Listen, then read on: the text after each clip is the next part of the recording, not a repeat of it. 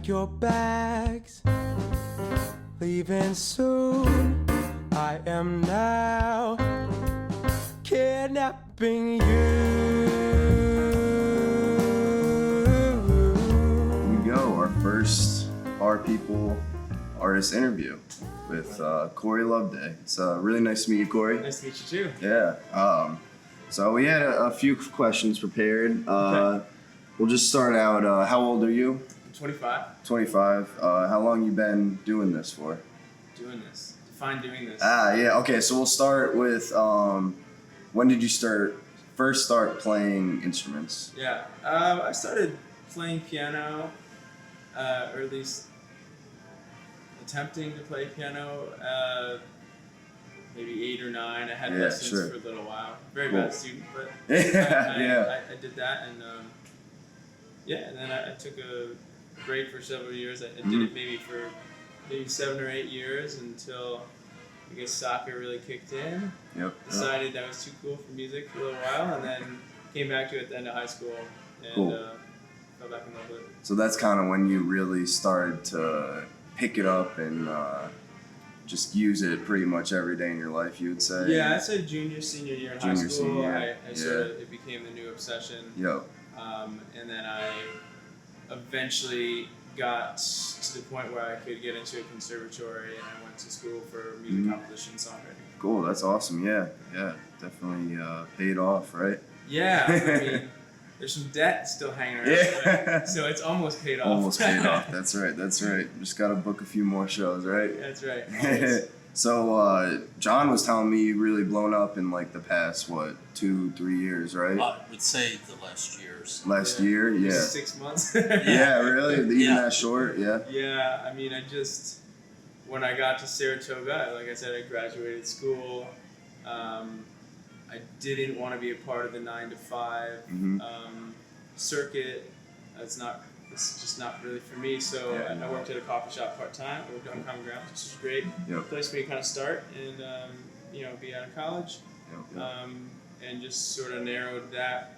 I was there 4 or 5 days a week, whatever it was, for a while, and then it was okay. 4 days a week, I got a couple gigs. 3 days, 2 days, 1 day, and then I quit in the spring, and I don't know, something just sort of clicked where I just realized I wasn't really working hard enough to get the gigs, and so maybe 4 or 5 days a week I'd go out to 8 or 9 bars, 10 bars, and walk in and get denied by 90% of them.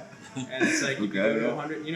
When you're really starting out and no one knows you, no one really has many reasons to say yes, even if you're a great musician. Because it's kind of like that.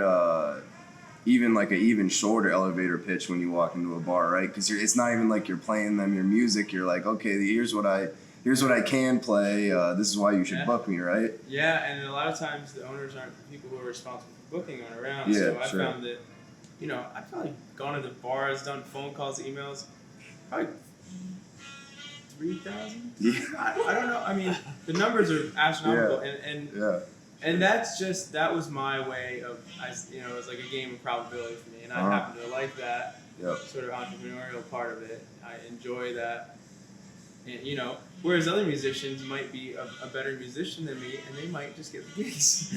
But that's how I've gone about it. It's just like really hustling, really hard. That's sweet. Gigs. Love to hear that. What did you listen to growing up, music-wise? Oh man, I listened to a lot. I had my mom really sort of likes folk, blues, little singer-songwriter. My dad is a really interesting. He's an avid music listener. Just absolutely, probably the most passionate person I know about listening to music. And he would expose me to things not because he thought I would like them, but just because he said you should just listen to it. And I'd wake up like 9 in the morning to some African drumming, and then there'd be jazz, and then it'd be classical music. And so it's kind of getting all those sounds. It was just everything. And I think that was really cool. I still don't listen to as much as I did as a kid growing up with all that influence from my dad. But it's kind of good basis to start with, just to kind of have that in your ears and understand, wow, there's a lot of shit out there. Yeah, There's a lot of sound, a lot of there's sound. a lot of stuff Yeah, to do. there's so much. Yep. And but I mean, I guess some of the people that really inspired me, like growing up and listening, were songwriters. People like Sting, Mhm. people like John Mayer is more current, Yep. brilliant guitarist, brilliant writer. Clapton, Stevie Wonder, more recent band Dawes. Yeah, songwriters and stories. Cool. Now you do write your original music too, right? I do. You do have. So how many songs do you have now? Like, ask me that. That's a great question. Yeah. I don't actually know how many songs I have. Probably less than you think. I'm a slow writer. You know, something might take me. I mean, you're starting on that blank page. You got to get the sound out of your head, right? It's And sometimes something I just finished a song, what is it called Good Reason, that I'd started about 4 years ago. And so sometimes something just sits and like, you're not really ready or mature enough or know what you'd actually gone through enough to write a song. And like, I've got a lot of stuff in my phone, a lot of notes that are 5-6 years old, and maybe I won't finish them for another couple of years because I'm not there musically. Either I'm not able to really communicate that message, or I haven't quite figured out what's happened. You know? Yeah, because you're still young, man. You're 25, and and still have a lot more to live and whatnot, and you know, relay in your music in the future.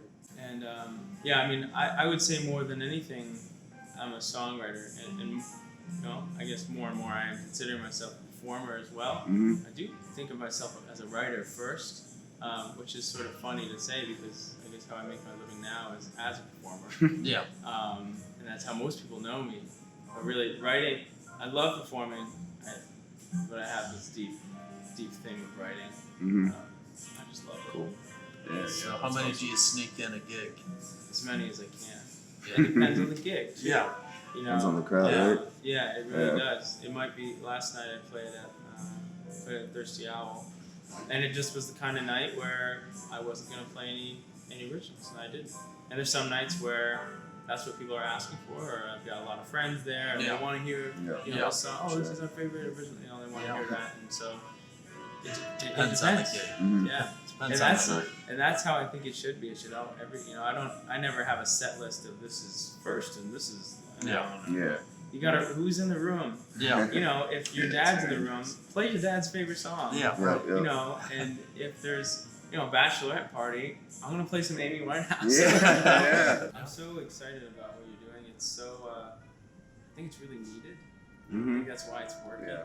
Because the businesses are really interested, and the artists are especially interested, and the music listeners. So every person that could benefit from it is sort of aching for it, and you're filling a need that Saratoga has, in my opinion. So I think you just keep thanks. doing it. We appreciate the compliments and really appreciate the interview with you.